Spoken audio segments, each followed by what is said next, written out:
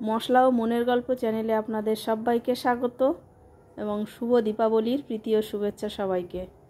আজকে আমি তড়কা বানিয়ে দেখাবো। তার জন্য আমি কিছুটা তড়কা ডাল নিয়েছি, যেটাকে আমি একটু লবণ আর হলুদ দিয়ে সেদ্ধই করে নিয়েছি। এবার কিছুটা পেঁয়াজ কুচি নিয়েছি, কাঁচা লঙ্কা কুচি, রসুন কুচি, টমেটো কুচি, ধনেপাতা কুচি আর এক টুকরো আদা। আদাটাকে আমি একটা গ্রেটারের সাহায্যে গ্রেট করে নেব।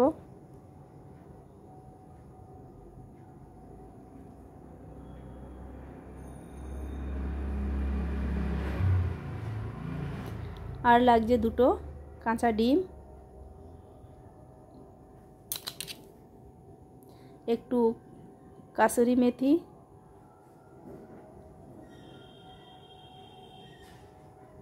খুব বেশি লাগবে না, কাসুরি মেথি হাফ চামচ মতো হলেই হবে, আর একটু তড়কা মশলা।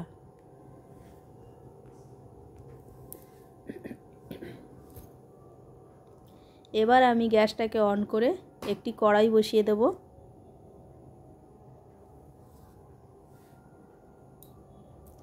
কড়াইটা গরম হয়ে গেলে আমি দিয়ে দেব 1 চামচ সরিষার তেল,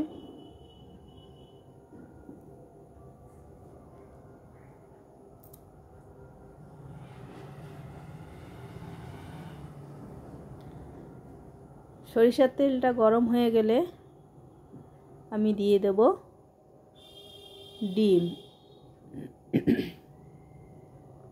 প্রথমে একটা ডিম ফাটিয়ে দিলাম, আবার আরেকটা ডিম দিলাম ফাটিয়ে। এইবার ডিমগুলোকে একটি খুন্তির সাহায্যে ছোট ছোট ঝুরি ঝুরি করে নেব।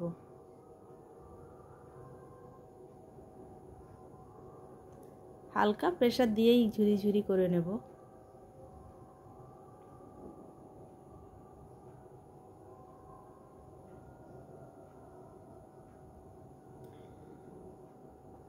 এবার দিয়ে দেব একটু লবণ।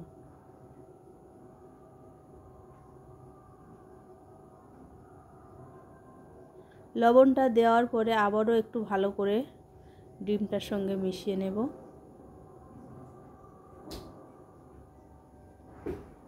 একটু ভাজা ভাজা হয়ে আসলেই আমি ডিমটাকে একটা বাটিতে তুলে নেব।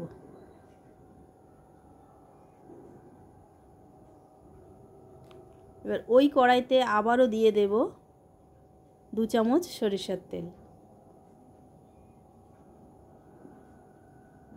আমি কিন্তু গ্যাসের ফ্লেমটা মিডিয়ামে রেখেছি। দিয়ে দিলাম পেঁয়াজ কুচি,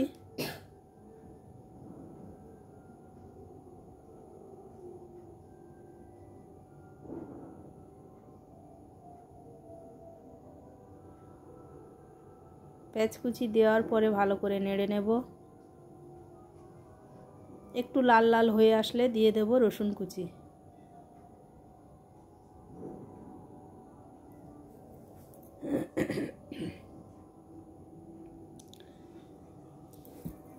রসুন কুচি দেওয়ার পরে আবারও একটু ভালো করে মিশিয়ে নেব। এবারে দিয়ে দেব আদা কুচি।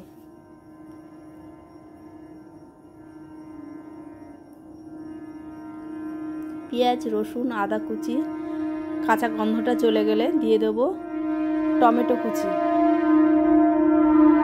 কাঁচা লঙ্কা কুচি দিয়ে সবগুলো উপকরণকে ভালো করে মিশিয়ে নেব।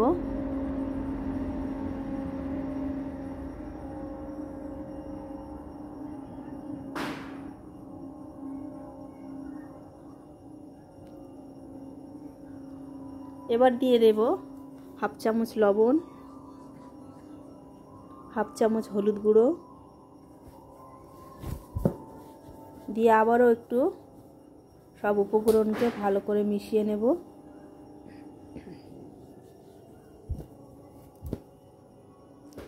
এবার দিয়ে দেব 1 চামচ তড়কা মশলা দিয়ে আবারও ফের ভালো করে মিশিয়ে নেব। মশলাগুলো ভালো করে কষানো হয়ে গেলে দিয়ে দেব সিদ্ধ করে রাখা তড়কা ডাল।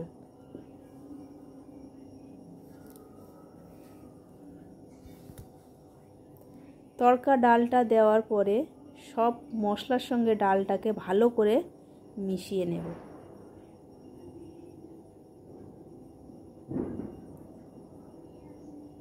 এবং একটু মেশানোর সময় একটু প্রেস চাপ দিয়ে দিয়ে মেশাবো যাতে ডালগুলো একটু ভেঙে ভেঙে যায়। এবার দিয়ে দেব ঝুরি ডিমগুলো। যে ডিমগুলোকে আমি ঝুরি ঝুরি করে ভেজে রেখেছিলাম সেগুলোকে দিয়ে ভালো করে আবারও মিশিয়ে নেব।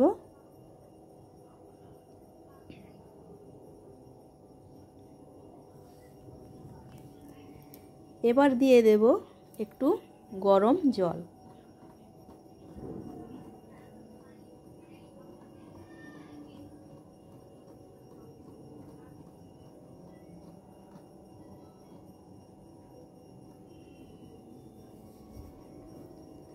গরম জল দেওয়ার পরে ফোটার জন্য অপেক্ষা করব।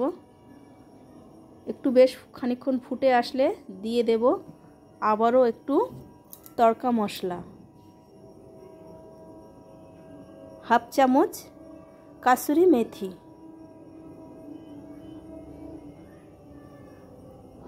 দিয়ে ভালো করে আবারও ফের মিশিয়ে নেব।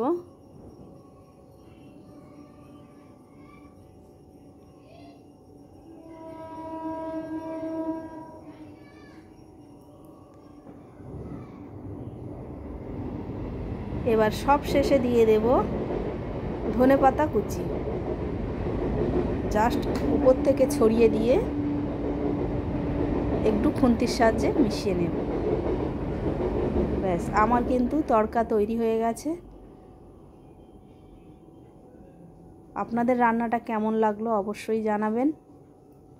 আর যারা এখনও চ্যানেলটি সাবস্ক্রাইব করেনি তারা চ্যানেলটিকে অবশ্যই সাবস্ক্রাইব করবেন। আমি একটি চামচের সাহায্যে এবার বাটিতে তুলে নেব তড়কাটা।